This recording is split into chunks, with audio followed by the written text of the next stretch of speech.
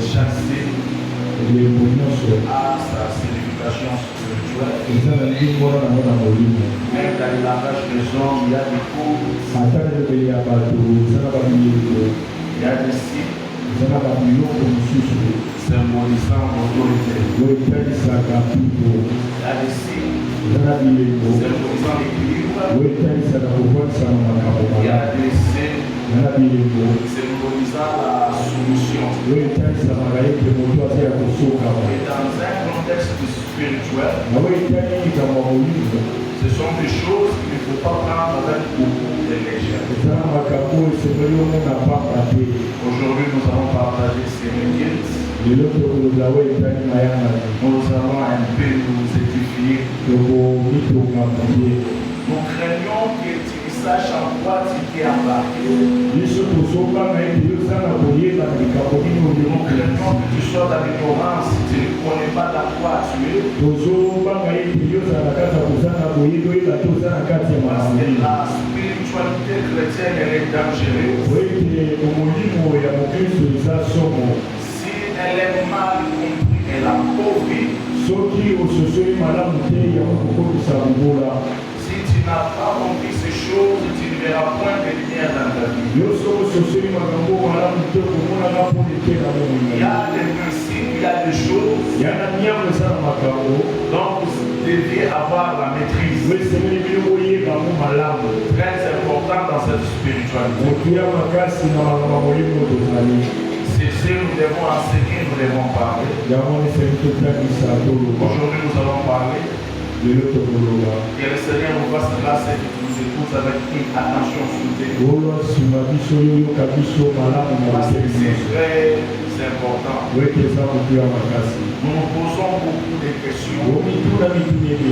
Et je vous ai toujours dit, venir à l'église, comme tu es venu ce soir, t'asseoir ici, c'est une grâce. Tu as été prédestiné pour ces choses. C'est ce que nous devons occuper. Au milieu de cette génération perverse, au milieu de cette confusion totale, on ne sait plus différencier qui est chrétien et qui ne l'est pas. On ne sait plus qui est serviteur et qui ne l'est pas. Nous avions besoin de l'enseignement. Cette génération est très compliquée. Tu verras un garçon de 19 ans, de 18 ans, comme mon épouse m'a envoyé une vidéo là. C'est une jeune sœur qui s'est dit prophétesse. Elle est prophétesse. J'ai oublié son nom. Elle prêche. Mais sa particularité, c'est de toucher les postérieurs. Donc, les frères sont là, les papas sont là, en train d'observer une telle femme. Il est écrit noir sur blanc. Je ne permets pas à la femme. Les femmes de l'autorité seront dans les assemblées des saints. Nous allons partager ce soir. Nous allons parler du guilt. Du guilt. Un moment très dangereux. Si vous ne comprenez pas certaines choses, parce que nous sommes réglés. Tu vas la servir, tu vas le faire devenir, tu vas le faire calbo. Mais au-delà des choses visibles que toi tu vois, il y a des choses spirituelles que toi tu ne vois pas, que toi tu ne sens pas. Alors nous devons t'enseigner de comprendre les guilts. Quand tu quittes ta maison, tu viens enseigner. Qu'est-ce que tu viens faire? Quelle est ta première motivation? Quand tu dis à ta famille, à là a été guilt. Guilt, il a venu quoi? Pourquoi tu viens ici? Là, nous allons comprendre ces choses. Le guilt de vendredi sera le plus grand guilt. Quand vous allez remarquer que le guilt de vendredi est devenu le plus grand guilt de cette église, alors sachez que vous avez atteint la maturité. Une église mature est caractérisée par la maîtrise et la connaissance de la parole qui passe par l'enseignement. Une église qui est pleine de mercredis pour manifester les dons et presque vide de vendredi à cause de l'enseignement. Là, c'est l'église mature. Mais je dirais que tu peux bien me suivre. Le guilt. C'est quoi un guilt? Le guilt, c'est quoi? Est-ce qu'il y a les mots guilt dans la Bible? Oui, dans la Bible, il y a les mots guilt. Les mots guilt dans la Bible. Les mots guilt surtout dans le Nouveau Testament. Dieu son origine du grec. Les Grecs appellent ça le turia. C'est qui veut dire service. Un service sacré. Ou bien ensemble des principes et pratiques dédiés à une certaine divinité. Quand nous interprétons, nous traduisons les mots guilt, pour montrer que c'est lié aux choses qui sont sacrées. Pourquoi ces choses sont sacrées? Ces choses sont sacrées parce que c'est lié à une certaine divinité.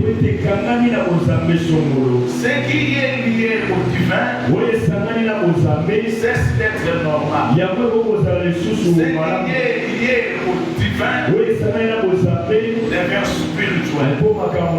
Ce qui devient spirituel a des conditions, a des exigences que l'homme doit remplir pour satisfaire la divinité qui est.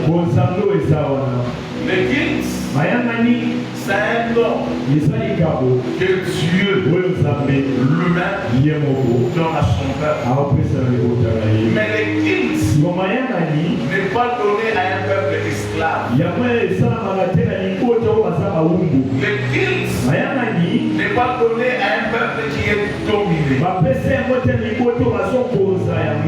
guilt est donné à un peuple libre. À un peuple qui est sous la souveraineté totale d'Élohim. Et pour nous lisons Hébreux chapitre 8. Chapitre 8. Le point capital de ce qui vient d'être dit, c'est que nous avons un tel souverain sacrificateur qui s'est assis à la droite du trône de la majesté divine dans les cieux, comme ministre du sanctuaire et du véritable tabernacle, qui a été dressé par le Seigneur et non par un homme. Soyez ça. Tout souverain sacrificateur est établi pour présenter des offrandes et des sacrifices. Tout il est nécessaire que celui-ci ait aussi quelque chose à présenter. S'il est destinataire, il ne serait pas même sacrificateur, puisque là sont ceux qui présentent les offrandes selon la loi. Lesquels célèbrent, tu vois dans la Bible, là il y a une parenthèse là qui explique, il dit ceci, lesquels célèbrent un culte. Ce culte-là est image et ombre des choses célestes. Selon que Moïse en fit divinement averti lorsqu'il allait construire le tabernacle. A eu soin de faire tout d'après les modèles Mais maintenant, il a obtenu un ministère d'autant supérieur qu'il est le médiateur d'une alliance plus excellente qui a été établie sur les meilleures promesses. En effet, si la première alliance avait été sans défaut, il n'aurait pas été question de la remplacer par une seconde. J'aimerais bien cette verset. Lesquels s'élèvent à un culte. Ce qu'il dit là est l'image et ombre des choses célestes. Parole de l'Éternel. Asseyez-vous. Tu vas acclamer pour le Seigneur.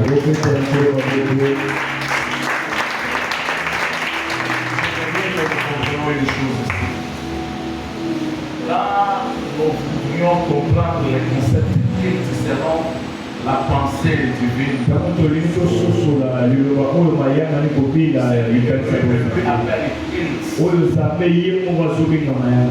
Lui-même, il a fixé les règles. Lui-même, il a fixé les conditions. C'est-à-dire quoi? Les hommes et femmes sont souciés de rendre culte. C'est une bonne chose. Tous les peuples, dans l'ère Aden, ils se sentent dans l'obligation de rendre hommage, de rendre culte à une certaine divinité. C'était ainsi avec les peuples hébreux. C'est ainsi que l'Éternel lui-même, il appelle Moïse. Il dit, vous allez me rendre un culte. Mais je vais définir les conditions. Comment vous devez rendre ce culte. Amen. Amen. Il fixe les choses. Raison pour laquelle il dit à Moïse, tu construiras pour moi un tabernacle. C'est dans ce tabernacle que vous allez rendre ce service. L'ensemble de tout ce qui se fait dans les tabernacles, c'est ce qu'on appelle un sacerdoce. Amen. Mais ce culte-là, avec des éléments qui sont très importants, et tu ne peux pas oublier les éléments importants de ce culte. C'était l'offrande, l'autel et les sacrificateurs. Après les peuples aussi. Amen. Amen. Amen. Amen. Amen. Alors Elohim, il prend des choses qui sont spirituelles.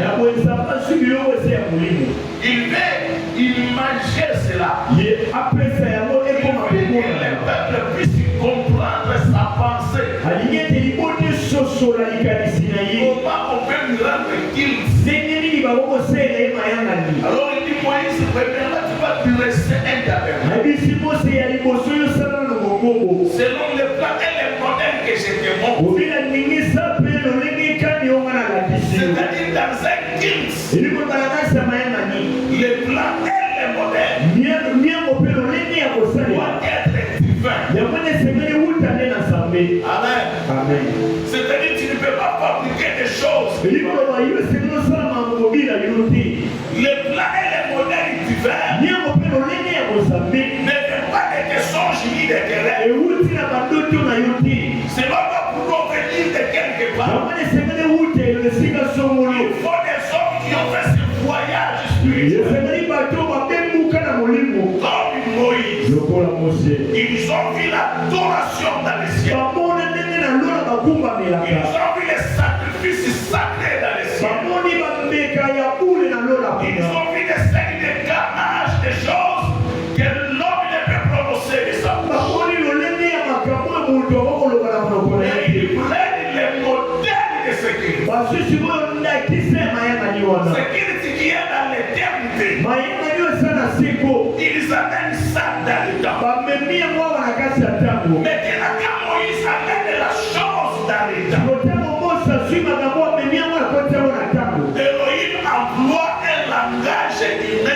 pour que Moïse comprenne. Je vous ramène là pour que vous compreniez dans quoi vous êtes. Quand Moïse monte là-bas, il voit quelque chose qui lui fera bénir sur la tâche. C'est l'importance du sang.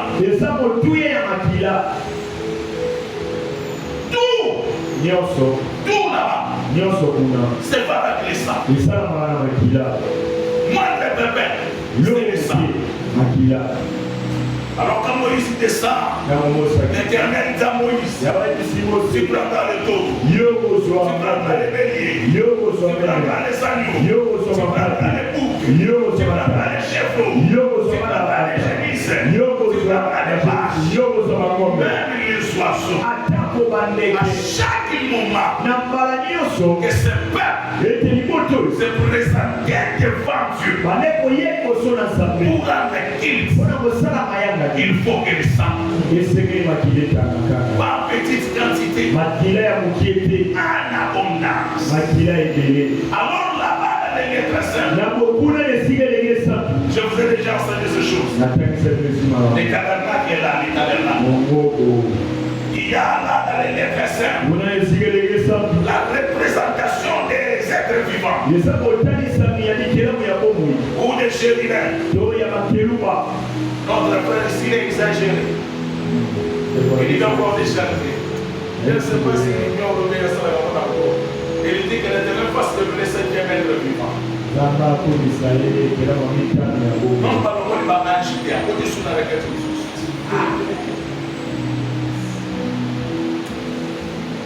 Bon, ce sont des choses comme ça.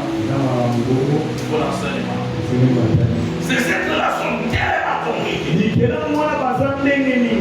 Ils ont la face de l'aigle. Ils ont la face du bœuf. Ils ont la face de l'homme. Ils ont la face du lion. Ils sont comme les gardiens. Comme les témoins de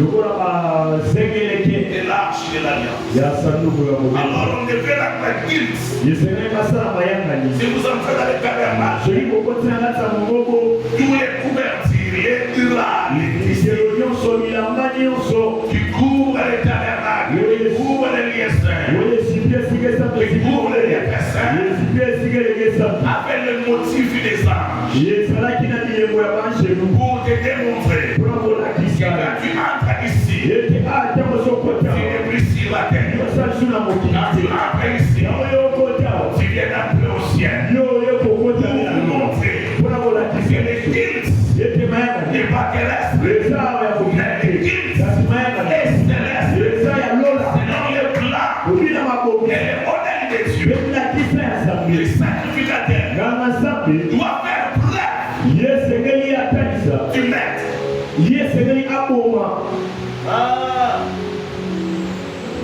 Dans mon côté, nous sommes en train de faire ça, nous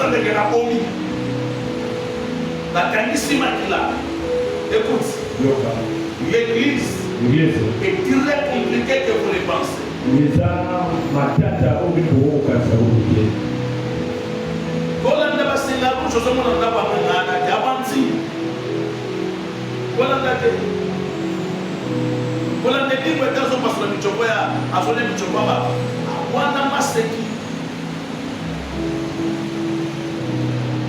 Toutes ces choses, l'apôtre Paul, il dit non, ces choses-là, ce n'était pas la réalité des choses. C'est le sacrificateur qui tue l'animal, qui égorge, qui asperge son sang sur l'autel. Il prend le sang, il met ça dans une. Il prend son petit brasier. Il prend les parfums odoriférants. Il allume. Il entre dans les dessins pour la salle à boire. Il entre dans les dessins comme ça. Tout ça c'était pour rendre guilt à l'Éternel. Mais il était satisfait il constatait que les sacrificateurs amenaient le sang, la brève, et Jésus à cause de l'Éternel. J'ai répandu le sang à cause de l'Oïma. Quiconque se rendait là, il pouvait voir que le sang était remarquable. Tu pars au lieu très saint. C'était une question de sang. Amen. Amen. Je regarde d'abord les Seigneurs.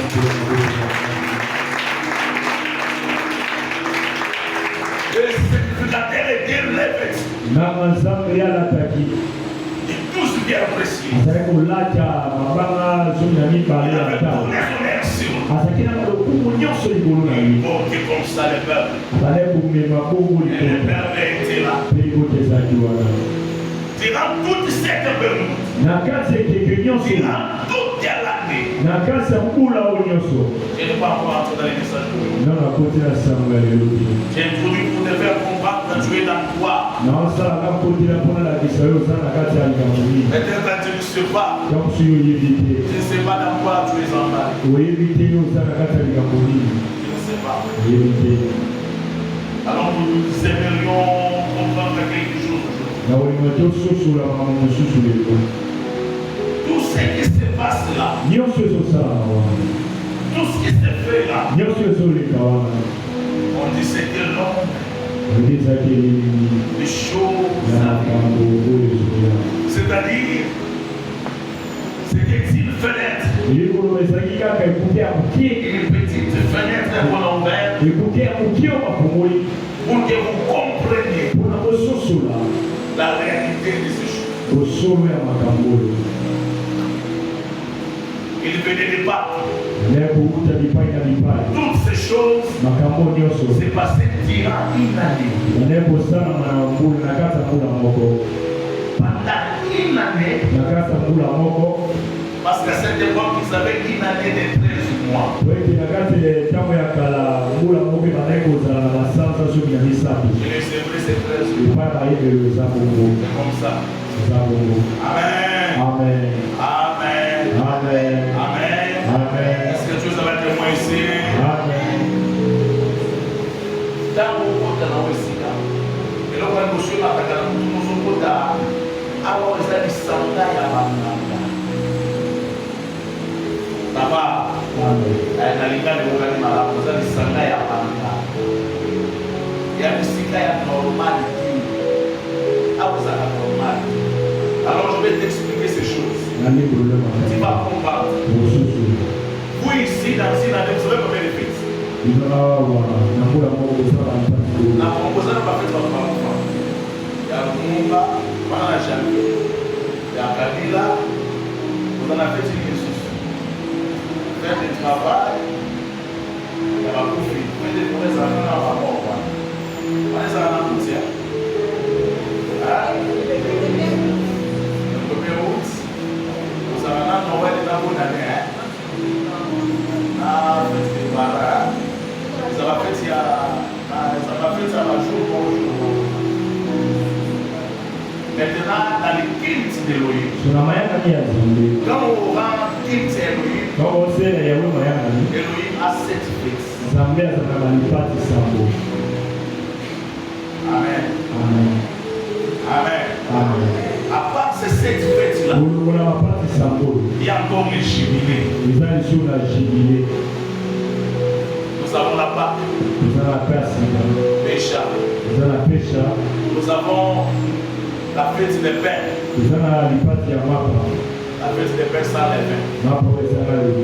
Nous avons la fête des prémices. On appelle ça la fête des germes. Nous avons Sikot, la fête des cabanes, la fête des Dalénas, la fête des dames. Amen. Amen. Toutes ces fêtes-là, il y a des fêtes qui durent 7 jours. Amen. Amen. Là, l'Éternel, il réclame l'état des Il a commencé à se faire au temple d'Israël. Dans ce qu'elle dit, même l'État ne t'appartient pas. Ce n'est pas un mensonge. C'est vrai. L'État ne t'appartient pas. L'État, c'est l'État de Dieu. Mais il t'a donné comme don. Quand l'Éternel te donne quelque chose comme don, toi tu dois donner la chose à l'Éternel comme offrande. Amen. Est-ce que ça va? Amen. Mais l'apôtre Paul, il dit toutes ces choses-là.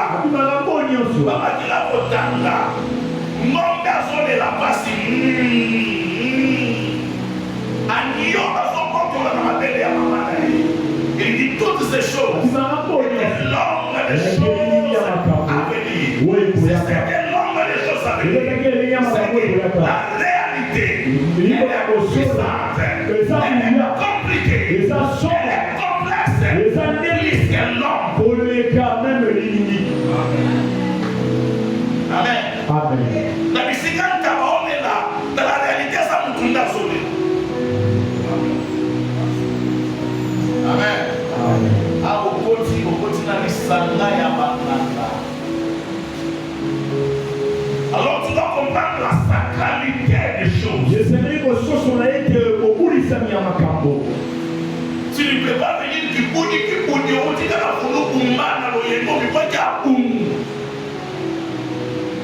téléphone est solo sur le téléphone du Bimba. Allô? Tu ne peux pas confondre ce lien avec un marché. Amen. Quelqu'un me dit Amen.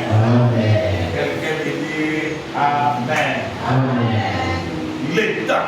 Et l'on y définissait. Même l'État d'Égypte. Chez les Hébreux. L'État d'Égypte, c'est 15 ans. Mais dans la Bible, quand tu parles, tu ne vas pas voir 15 ans. Dans la Bible, c'est écrit la 9e ère. Quand tu vas dans ta Bible, on écrit la 9e ère. C'est-à-dire 15 ans. Chapitre 3. Il y a des choses importantes que je vais toucher aujourd'hui. L'État. Comme en France.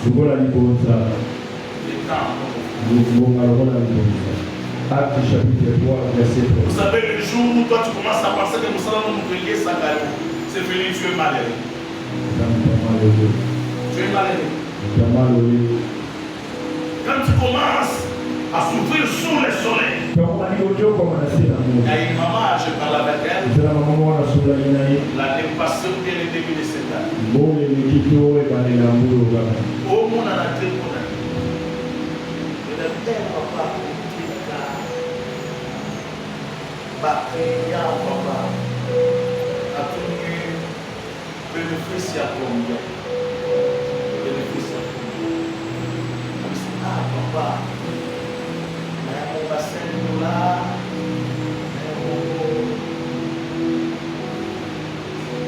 Misérable, malheureux, sous, il a sous 126 verset.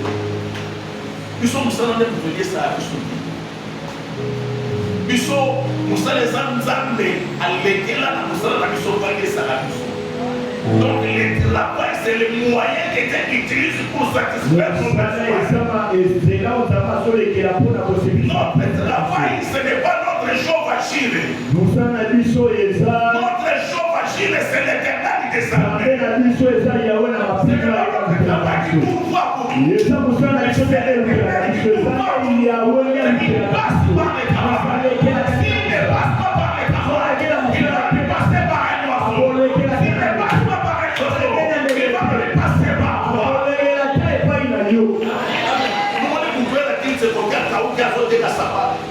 Ça va commencer à tous les liens. De tomber la bata et si tombe dans son niveau. Abandonne $20. Un méchant passe par là. Un monsieur, un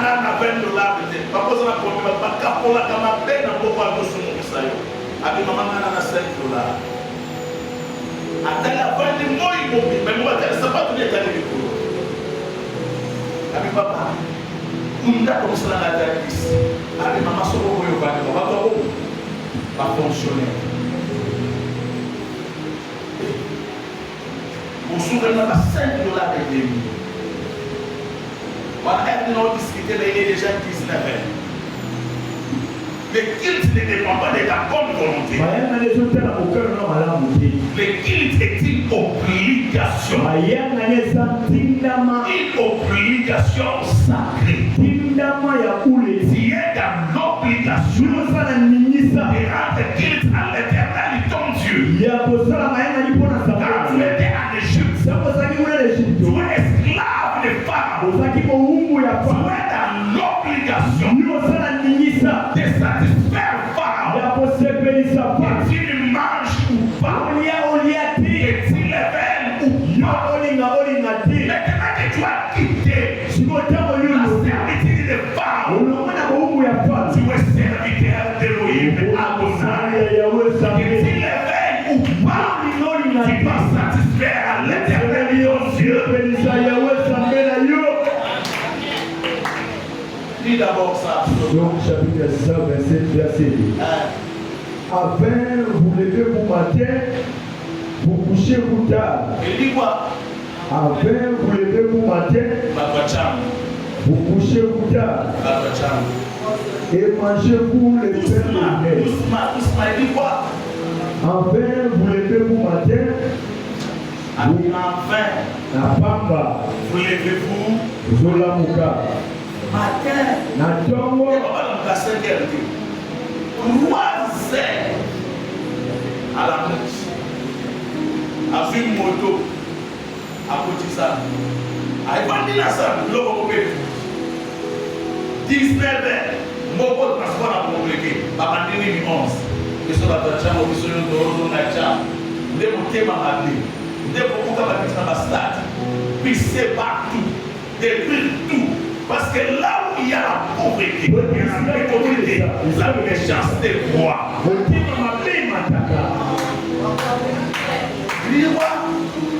Enfin, vous levez au matin, vous couchez vous tard. Et mangez-vous les pains de boulet. Et mangez-vous quel pain? On a beaucoup appelé cette type d'église. Appelé souffrance de l'église. Bon, il y a tout passé.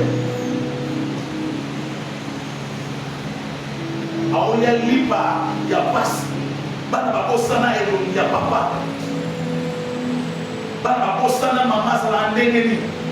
Ce sont des choses que je ne te souhaite pas. Ne vis pas ces choses. Les vivants n'aiment pas. Donc, à la minute, moi, c'est la guerre. Pas de la alors, comme on a continué à s'en la bagarre, et ça a été la Bible appelle ça les pains. Les pains. Nous avons un acteur ensemble de la télé. À Okunda, on a gardé là. On a tombé une chemise à Boïd, on a pas volé mon pic blé. On a mis la casse dans la chaîne à Solidi. On a pas fumé avec pas fou. La chemise. Il y a un maillot, selon mon gars. Il y a un apprécié.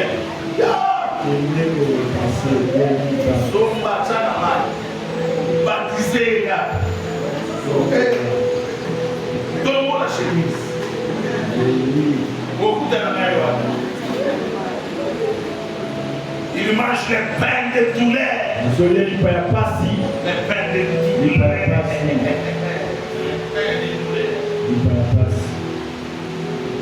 Là, il ne vient pas au culte. Il ne connaît pas ces choses parce que les vendredis ne viennent pas. Il ne sait pas l'utile de m'écrire pour chauffer. On ne l'a jamais culte à Dieu sans son enseignement. Il faut que Dieu t'enseigne.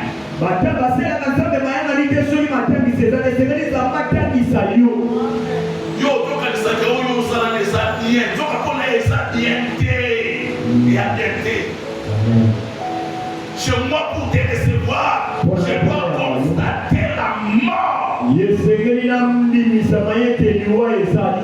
Il faut que je voie le sang.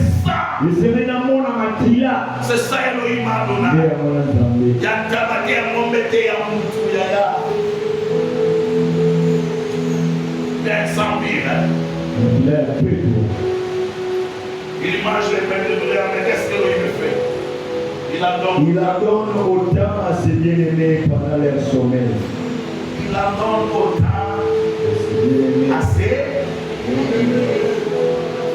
Tu vois les mots que tu sais pas, c'est quoi bien? Bien-aimé. Oh, les bien-aimés dans les cantiques, c'est l'épouse de quelqu'un, c'est l'époux de quelqu'un.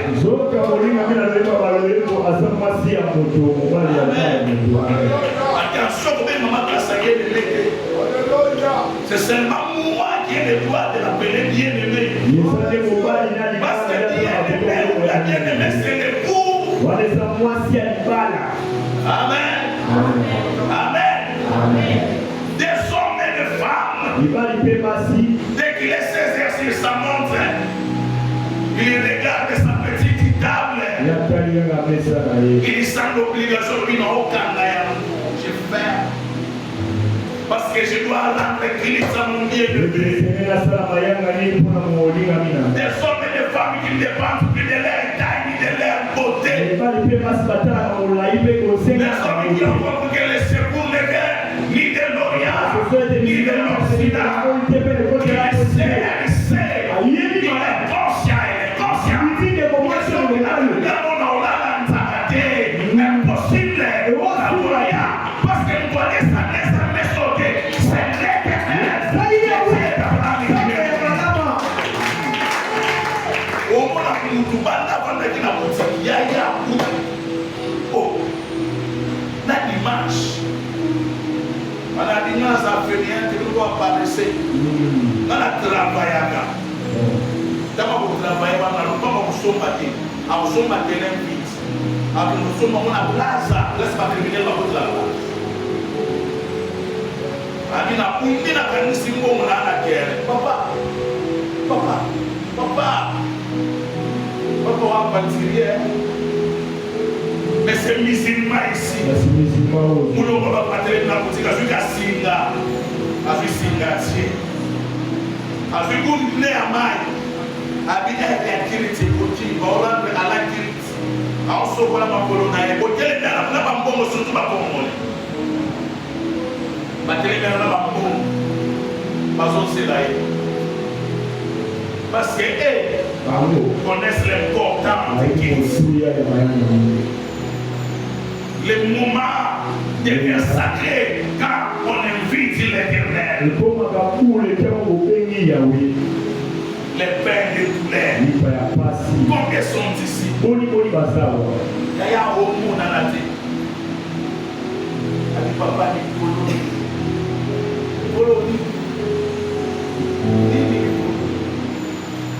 Avec papa dans la kermesse. Ah. Dans la kermesse. Akunda la kermesse. Ah.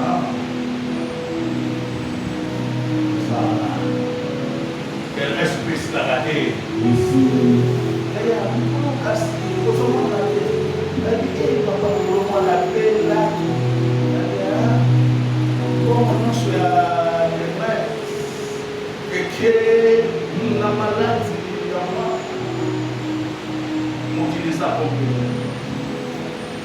La terre est morte. La raison pour laquelle Elohim établit les premiers guides, il établit dans les déserts. Là où Amalek est célèbre. Là où les serpents brûlants célèbres. Là où il n'y a pas de l'eau. Là où il n'y a pas de boucherie, il n'y a pas de boulangerie. Là où toutes les conditions sont défavorables pour l'homme. Il disait dans ce désert ici que tu dresseras les tabernacles de l'Éternel. Que les moment soit favorable ou défavorable. C'est favorable ou défavorable pour les hommes. Pour l'Éternel, la saison sèche, elle est favorable. La saison de pluie, elle est favorable. Pour les déserts, elle est favorable. Les jardins, elle est favorable. Quelqu'un apporte à votre confiance. Il dit tout comme tout bien de ça qui est avec Dieu. Parce que celui qui tire le fils, c'est lui. Amen.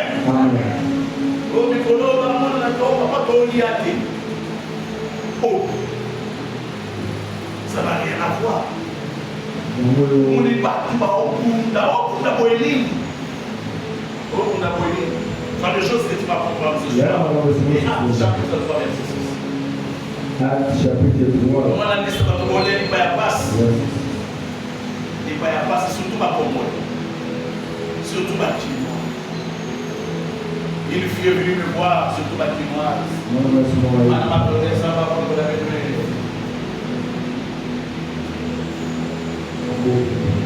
Elle est venue me voir. Ah oui. Papa, vous savez la bonne affaire. Quand on a la carte, on va voir quand on a fait tout le bagage. C'est pour la bonne de la bonne année. Là, il s'en va de l'exemple, il va pas dans le cabela. Il va pas dans le salarié. Ah, pas cabela. Et papa, tu t'en as un de l'année. Il va pas cabela. Parce que vous avez toujours besoin. Vous avez toujours besoin de la caille. Quand on a la tama, c'est quoi ça? Pourquoi nous sommes là, tu vas dire que c'est la table qui nous bat, misérable, immondable, on doit passer. À ton niveau d'infection dans nos autos, pour que nous shawarma, pour que iPhone. Dans ce cas là, je donne à Abouchou, à Soukanda, iPhone 17 de série. Je vais informer que vous avez. Misérable. Misérable. Ils n'ont pas compris. Comment ils disent pas qu'on va nous sur la fenêtre noire? Pas 60 ans, ça va être ça dans sa vie. Abina l'orité. Amen. Abina Bayaba, n'a l'orité. Vous avez vu le mais le monde, c'est pas janvier, pas guetté. Donc, on est au commission pour les longs mandats. On va vous donner du coup. Surtout, j'avais pas pendant. Dès que pas aller, maman, maintenant, sur à tirer le pas janvier du coup. Papa, j'ai dit à tout le monde, nous sommes venus, c'était dans la vie. Malgré la défiance. Quand nous avons besoin de s'amuser, malgré papa janvier, à tous les papas janvier, papa janvier, nous sommes maintenant, on a besoin de s'amuser. Nous collons les annonces, avec ce que nous y a. Chacun a besoin de nous constater. Amen. Ça va au bout de l'air. En bout de l'air, je suis là.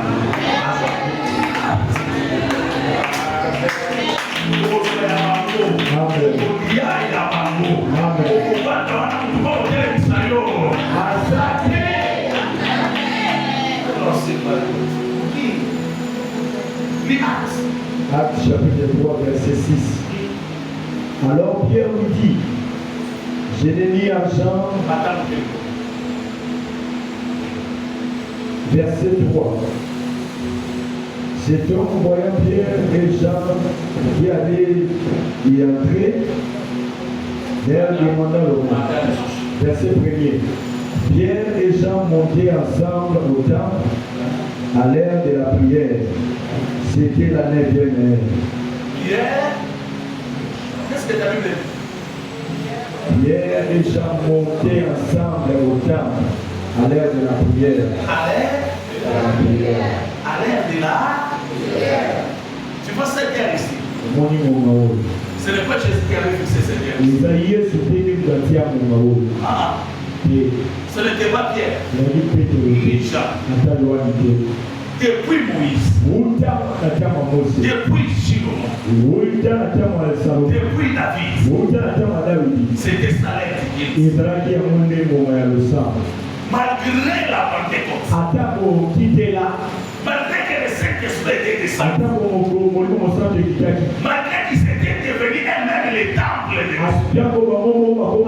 Dieu. Mais l'étiquette est restée sacrée.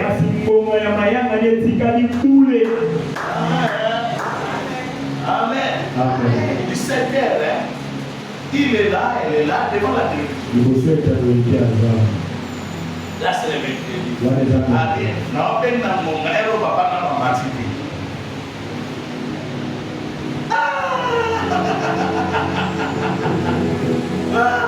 Allez, héros, papa, dans ma matinée. Allez, non, ben dans mon héros, la 9e heure, ça a 15 heures. 9e heure, ça a 15 heures. Et pas ma Pierre, ma Paul, nous sommes à la 15 heures.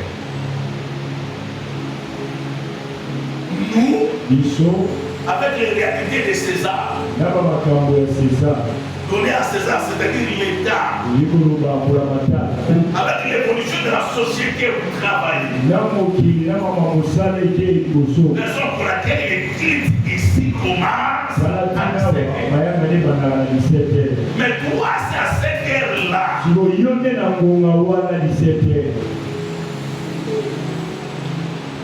Papa est loin de la yaka, ma notre mère a voulu pour la ami d'état qui n'a rien.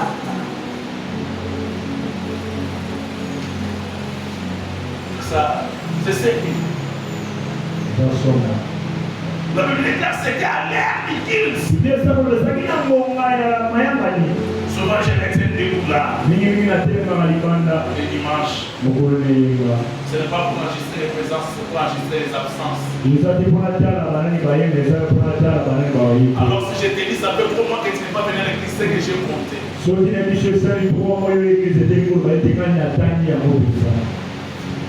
y a la plus naïve, voilà déjà la vidéo qui est voilà naïve.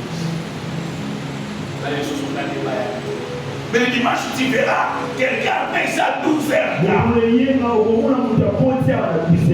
Aujourd'hui, je prêche, j'enseigne. Mais le dimanche, tu le verras.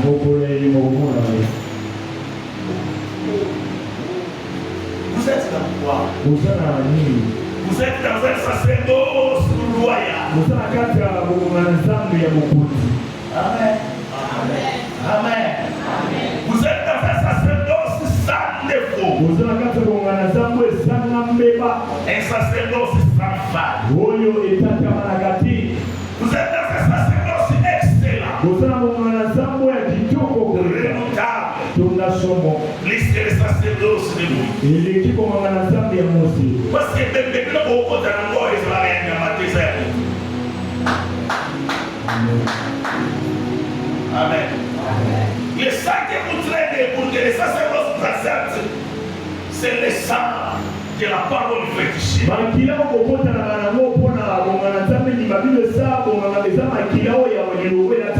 Ces choses sont tellement profondes, tellement sacrées. Raison pour laquelle la Bible déclare, servez l'Éternel avec crainte et tremblement. Amen. Et c'est ce que le mercredi. Votre maman l'Égypte de l'Égypte. Alors, dans la famille, nous sommes amour. Amour, c'est que le mercredi. Alga potamba. Alga qui m'a dit là, parce que tout ça est compliqué. C'est compliqué. Tu es épargné dans cette activité spirituelle. Parce que la mort est constatée. C'était à la 9e heure. Pourquoi à la 9e heure? Parce que c'est à la 9e heure. Que le ciel a ouvert ses portes. Amen. C'est à 15e pile Et ça n'a 15 que Dieu les amis a accepté Anima de déchirer le voile, Yapofomola Yamba d'accepter les offrandes des hommes. Yapondima Mabosa Yabato. Là, c'est Matthieu chapitre 46. Voilà Matthieu chapitre. Ça va n'aider. Les ça n'a n'aide Il dit à l'éternel, Et ici ça. je remets mon esprit. La chose ici Ça va n'aider. Les ça n'a n'aide Les voiles du temple. Et là-bas c'est de Chine. Et pas sous La raison pour laquelle la neige Ça qui n'a est n'aide. devenue l'air de Dieu. Yamwa le koma Kimbo Yamayanga ki. Parce que cet instant-là, l'eau là, il faut nami. Il y a pour les. La raison pour laquelle quand il regarde le poignet, il y a 7 ans. J'ai venu or. Il y a argent. Mais c'est que j'ai que les dons. Au nom de Jésus-Christ, lève-toi et marche. Quand le ciel est ouvert, le bien de l'échange était descendu. Parce que le ciel était ouvert. Quand le ciel est ouvert, les stériles peuvent enfanter. Parce que les enfants descendent du ciel. Tout les merveilleux descendent du ciel. Il est écrit tout dans ta fait. Grâce et cela que tout est maintenant. Tout est lié. À quel il changera. Il aura des évaluations. Quand le ciel s'ouvre, ça devient possible. Et le ciel s'ouvre. C'est le moment du culte. Quand tu quittes ta maison, tu viens enseigner. Mets-toi en tête qu'ici, le ciel est ouvert. Le ciel de Jacob, des hommes, les anges, monter et descendre. C'est le Fils de l'homme. Il monte, il descend. Parce que le ciel est ouvert. Mais le moment de culte. Tu vas la femme samaritaine. Elle était là dans la gloire. Elle était là dans la tradition. Elle n'a jamais eu l'enseignement sur comment on adore. Les prophéties, ça va compliquer. Dieu soit banni. Alors c'est la parole de connaissance. Il dit à la femme samaritaine, va me chercher ton mari. Et moi ça répondre. Vous savez ce qu'elle a répondu. Avec ça, il sourit. Hein? Tout le monde me m'a passé, ça, il sourit. Quand elle m'écrit, tout le monde sourit. Parce que tu vas dans cette main, ça c'est terrible ça. Avec ça, il sourit. Avec ça, il y a ça dans le bas prophète dans cet exercice. Il y a ton âme. À quelle heure tu as été de la montagne? À quelle heure tu as ça? Le prophète. Dans ça, dans mon bas, l'église pour le pays. Le prophète, c'est le vinaigre. Machiavélique.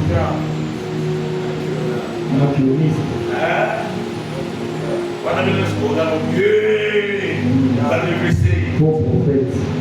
va tenir la force. Il y a la femme. Cherchez comment. La femme dit tout. Pas pour mettre une balle. Elle est là, ça va. Ah, on va dire. Il y a ce que ça lui porte. Ah, c'est là que tu dis. Tu vas mourir autant de soi. Même si lui a dit, tu vas attacher entre toi. Lui aussi. Mais pas toi.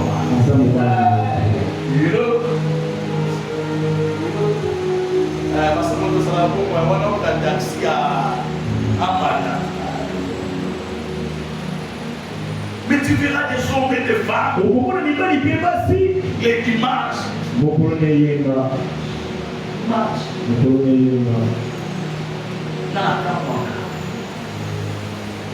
Je me trompe.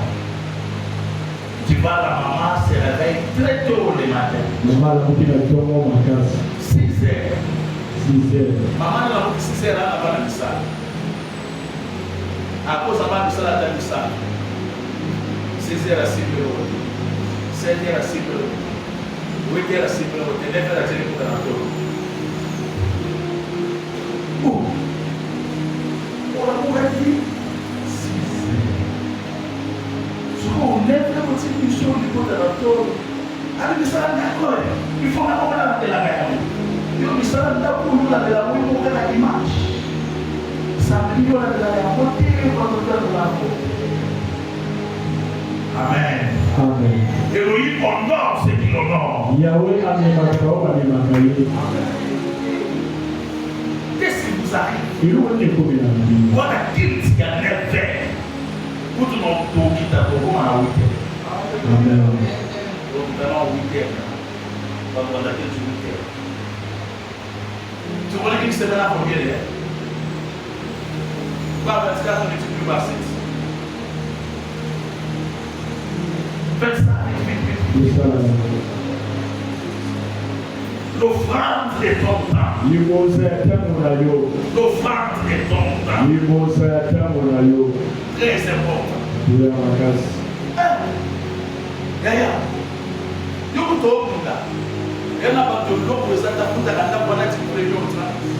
Yo ko ba bika futa monde bana ba otanga ba ni université ko ma ba kita cause ya sabo ya bo. Ukana bina mungu wa diketi. Nitika musu. On va coucher au téléphone facile, on ne te couche pas.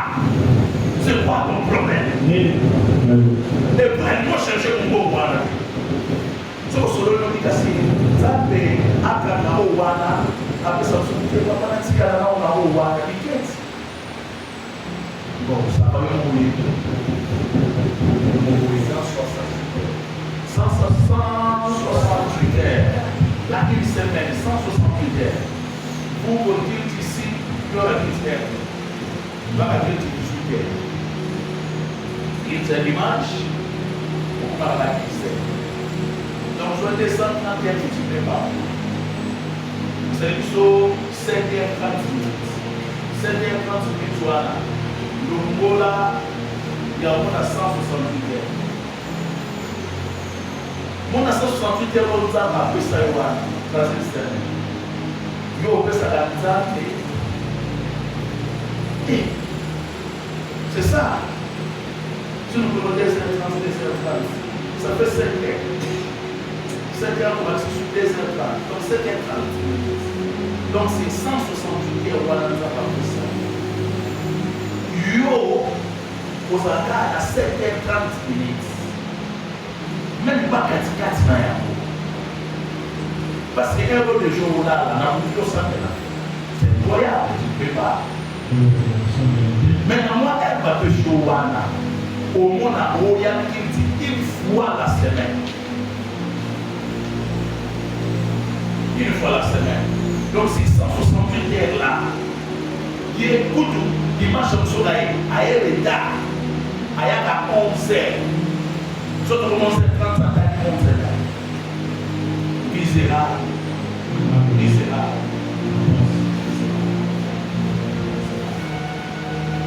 Les riches hommes ont amassé la sémence. Il a préparé ses greniers. Il a tout épargné. Il a dit, waouh, je me suis amassé beaucoup de richesses. Il s'est dit ça encore pour beaucoup de jours. Elohim au ciel. Il dit à lui à ces messieurs. Insensé. C'est lui-même. J'ai redemandé son souffle. Tout ce qu'il a amassé, il est réjoui, il ne jouera pas avec ça. C'est une autre personne qui n'a point souffert. Une autre personne qui n'a rien cherché. Qui vient là.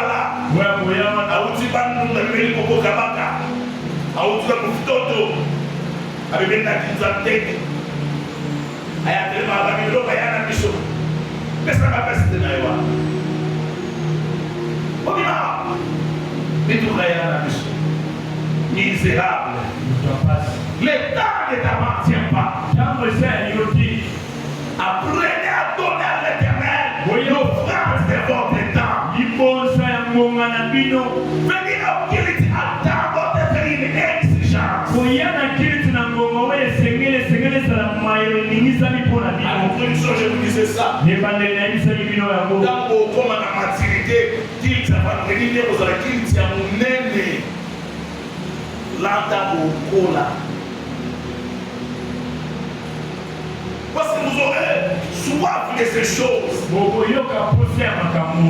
pouvez pas servir Dieu selon vous. On doit vous enseigner le respect des temps. Comment l'état de Dieu est sacré. On lui dit pas avec le jour de l'Éternel. Il sanctifiera le jour de l'Éternel. Il n'a pas de redoutable Elohim.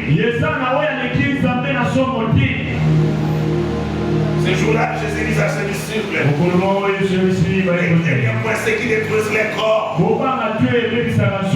et qu'il ne peut rien faire. Celui qui peut détruire le corps, l'âme, l'esprit, la mal, tout ça, on les jette dans la guerre.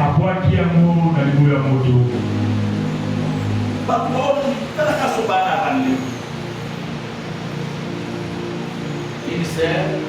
Nous avons prié. Comme on a dit dans la qualité. Parce que oui, il y a la qualité dans la qualité. Et tu veux voir ça là. Là, ça nous donne une qualité. Et ça, c'est une chose. C'est les gars, il y a un haut niveau de la géo. Ça, c'est une qualité. Quand on dit sur le chien.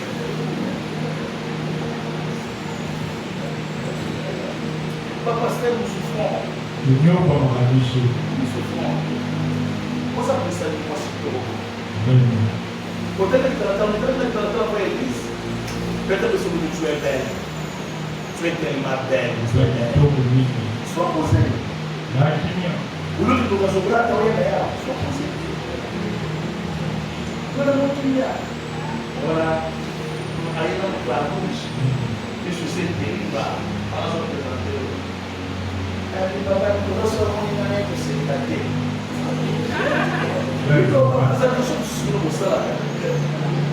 J'avais dit à Lola, l'autre m'a appelé, il m'a dit, papa, je suis mal. Oh,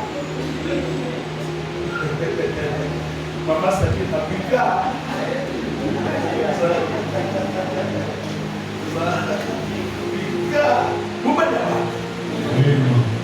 nous sommes pas on appelle en français.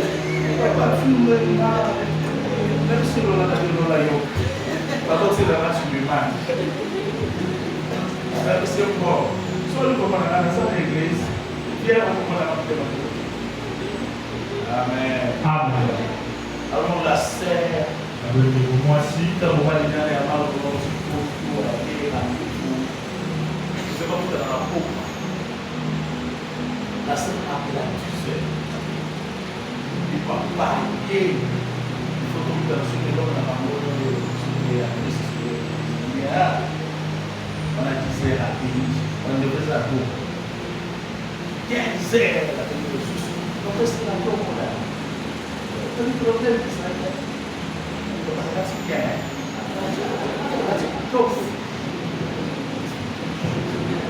on a rendez-vous, comment on a rendez-vous. Mais quand il s'agit de venir, pourquoi il faut s'attendre? Quand il faut honorer le créateur du ciel et de la terre, il y a beaucoup de choses qui ont été des solutions. On a mis mon tour à Zotala, à Zosela, à lui, elle a mis ma dictée, moi je m'en ai dit, je dois attendre le monde. C'est la mort de mon débat. On est sur la ça se pose dans la détermination. Donc là, on demande la libération. Et non, tout ça, ça a été. Parce que vous n'honorez pas les dieux du ciel et de la terre. Mais si nous prenons conscience, on se dit les héros, nous voyons pas la piloter, il a pas solo. Mais ma solo, il y a la guide. C'est que il y a la quand tu vas commencer à honorer Dieu, par ses guides, il aussi va t'honorer. Il y a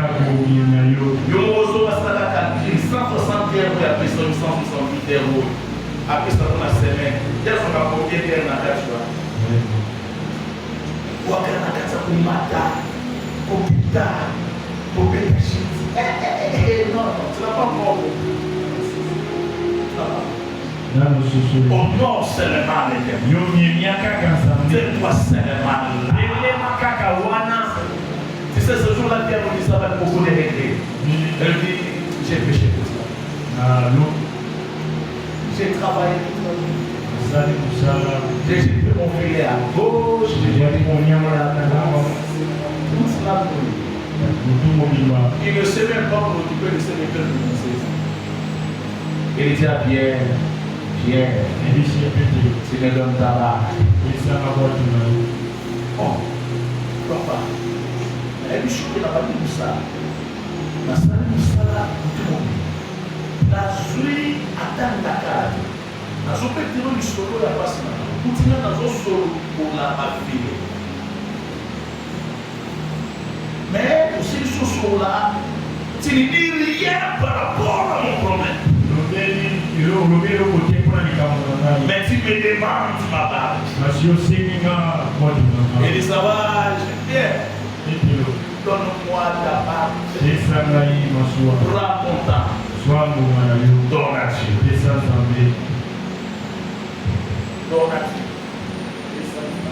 Tu sais, les stériles, la stérile, c'était ça là. Abraham n'était pas stérile.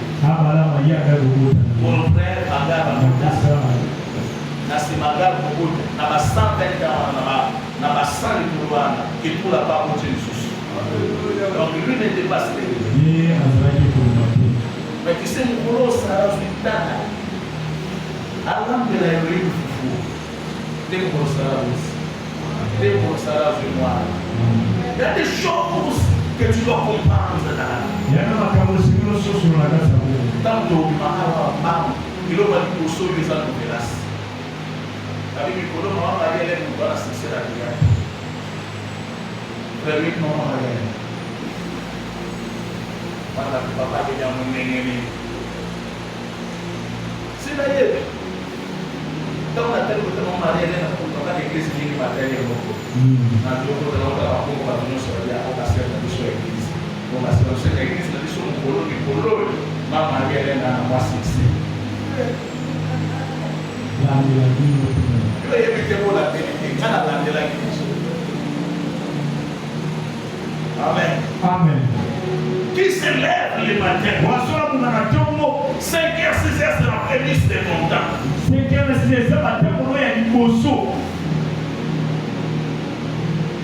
Ce sont les premières heures. Pourquoi tu ne peux pas prendre ça comme prémisse aux hommes du céréales? Au Foucault, nous le mettons au État, pendant que nous avons fait la paix, nous avons fait ce moment où nous avons fait. Puis je vais vous dire, ça va passer sur 5 ans d'espérance de vie. Sur les bénéficiaires. Mais chaque fois qu'il se réveille, il remplace. Allez, merci pour la vie. Merci au baptême, merci au décès. Mais Dieu, pour ce qui est 40 ans, pour la mourir, on a fait tout le monde. Pour qu'il y ait un peu de monde. Matin, nous avons ouvert qu'il soit là dans le salon. Nous avons parlé de ça. Avec nos pères, nous avons parlé de ça.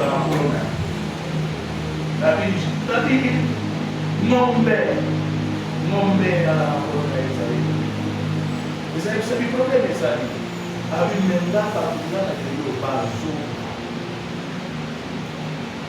Comment l'occasion de rien, surtout les habitants de Boko et de Boko.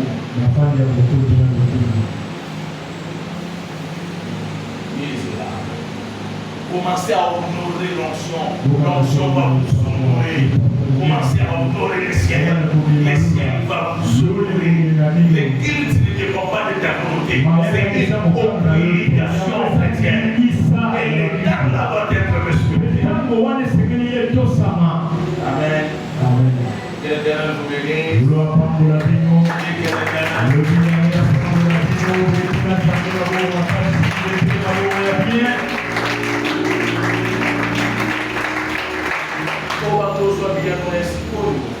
Je vous ai déjà dit ça. Car ce que vous avez ça. Non, on reste dans notre conseil. Dans l'église, dans la mission pour ça. Des fois, on va au Canada, on a besoin. Avec la mort du père qui est venu, on a pu s'y faire. L'intérêt de nous. La liberté est la protection. Ceux qui ont interné, à la moine, à sa peau, à un malade, on a pu voir la personne à la venir. Donc, à comment la petite nana? Et comme ce qu'on dit d'Alipa, Yaya, qu'est-ce que la Alipa? Lui, il faut qu'on ait l'église. Il y a un moment auquel on a pas beaucoup de choses à suivre. Quand nous attendons gagner, aussi longtemps qu'il nous dit dans le cinéma, attendre l'église à Kouloukaka. Maintenant, vous soyez dit, l'intérêt à nous. Souvent, l'expérience dans un ensemble internet nous dit. Donc, nous sous, voilà ça place là. Abonnez-vous à la bonne année. Alors, nous allons voilà la peine d'écrire de la vie. Voilà ça nous dit. Au moment où nous sous soit dans l'église, on met dans l'église, on va s'arrêter qu'à ça. Alors, on a tendance à nous sur la langue de Cassie. Alors, sur le DLV. Alors, c'était. On va continuer ce point. Ça nous calme, ça va nous faire ça dans l'histoire. Et on va se mettre dans ça, on va voir. Pour la raison de la force. Quelqu'un qui a un petit temps, on a eu un petit temps. Maman, ça va se mettre dans la question de la maille. Donc, pour l'équipe, avoir quelque chose à la maille. Pour l'équipe à tout, pour y aller, il faut que ça reste l'église. Là, on va, là, on est sur bon. On est dans la compagnie. On est sur la maille. Il faut que ça soit la maille. Éviter. Église à beaucoup d'hôpital. Ma maladie contagieuse, ça. L'église doit passer, doit faire. Donc, ça veut côté, tout le monde, nous sommes aussi, amen. La personne de l'homme, côté de la main, et c'est le temps de s'aller né. L'église de l'homme, allez du pasteur. La police va vous sauter les mois dans vos jazz. Parce que la police n'a pas voulu. Parce que la police n'a pas voulu. Ce qui n'a pas voulu, c'est que la police maintenant, c'est bon, c'est que moi, ça s'est pas dit. Comment ils sont venus? Tout frère, à cause de la salle de l'outil, la salle de la famille, la police est sortie de moi dans la salle de l'outil. Comment ils sont venus?